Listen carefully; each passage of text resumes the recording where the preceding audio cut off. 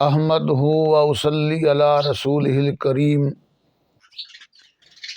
اما بعد فاعوذ باللہ من الشیطان الرجیم ومن یطع اللہ والرسول فاولئک مع الذین انعم اللہ علیہم من النبیین والصدیقین والشہداء والصالحین وحسن اولئک رفیقا۔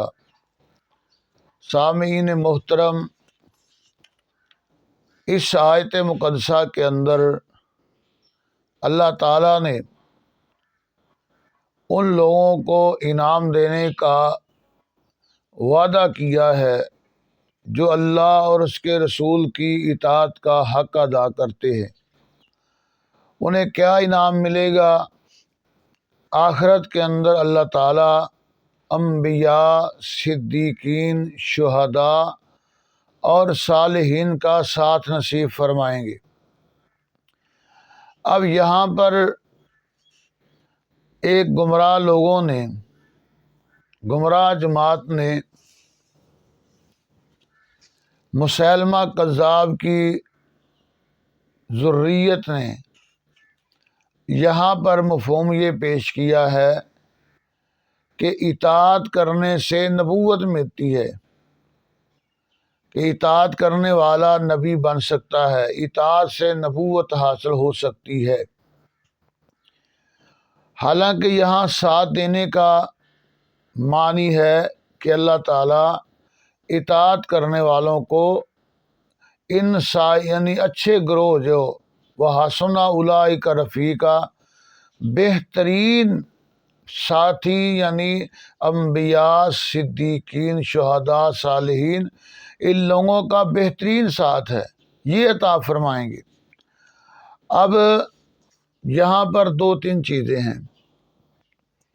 ایک تو یہ کہ مع الذین، مع کا معنی من کیا، حالانکہ من نہیں ہے، نیت مراد نہیں ہے، معیت مراد ہے یہاں پر، کہ جیسے حدیث میں آتا ہے التاجر الصدوق الامین، نیک تاجر، امانت دار تاجر جو اپنے کاروبار میں امانت داری کرتا ہے، وہ مع النبیین والصدیقین والشہداء، قیامت والے دن نبیوں کے ساتھ ہوگا، صدیقین کے ساتھ ہوگا، شہداء کے ساتھ ہوگا۔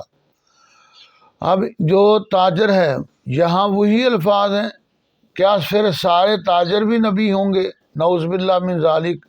اگر ان لوگوں کو گمراہ لوگوں کا کیا ہوا مطلب رکھا جائے تو پھر ماں تو یہاں بھی ہے، تو ماں کا مطلب یہ ہے کہ وہ تاجر، نیک تاجر، امانت دار تاجر انبیاء اور صدیقین اور شہداء کے ساتھ ہوگا۔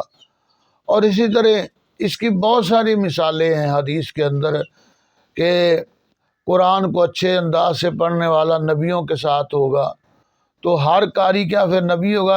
اگر یہی مفہوم لیا جائے تو یعنی مطلب یہ ہے کہ مع کا معنی ساتھ ہے، نہ کہ من ہے، کہ یہ نہیں کہ وہ نبیوں کے نبی ہو جائے گا یا صدیقین یا شہداء جو ان کو مطلب اطاعت کرنے سے رتبہ مل جائے گا، نہیں، ساتھ ہوگا۔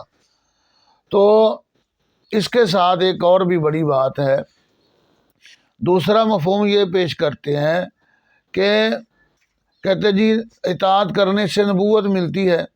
اگر اطاعت کرنے سے نبوت ملتی تو پھر صحابہ اکرام رضوان اللہ علیہ مجمعین، جن کو اللہ نے دنیا میں رضی اللہ عنہم و رضوا عنہ کہہ دیا، کیا ان میں سے بھی ان کو نبوت ملتی پھر؟ اچھا، یہ فیصلہ کون کرے گا؟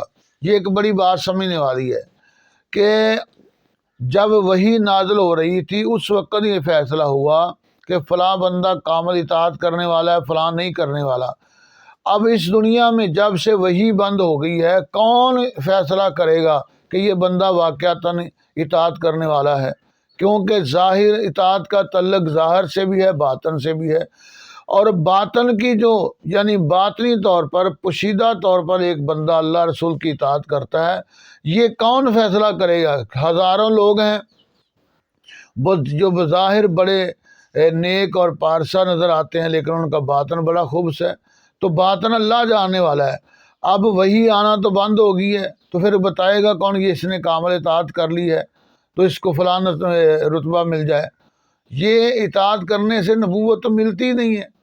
اچھا، ایک اور اس کے اندر بات ہے، جن لوگوں کا یہ نظریہ ہے کہ اطاعت کرنے سے نبوت ملتی ہے، اور جس عامق ملحد مفسد زندیق کے بارے میں کہتے ہیں جی اس نے بڑی اطاعت کی ہے، اس کو لہذا نبوت اطاعت سے ملی ہے، تو اس کذاب کی طرف دیکھو تو یقیناً بڑے عیب ہیں۔ کیا شراب پینے والا وہ اسے کہہ سکتے ہیں یہ نبی پاک کی اطاعت کرتا ہے؟ فیم کھانے والا، اور پھر زنا کرنے والا، اور پھر اسی طرح چوری کرنے والا، یہ سارے عیب یعنی بے شرمی کے سارے عیب اس کے اندر ہوں، اور پھر وہ کہے کہ میں نے بڑی اطاعت کی ہے۔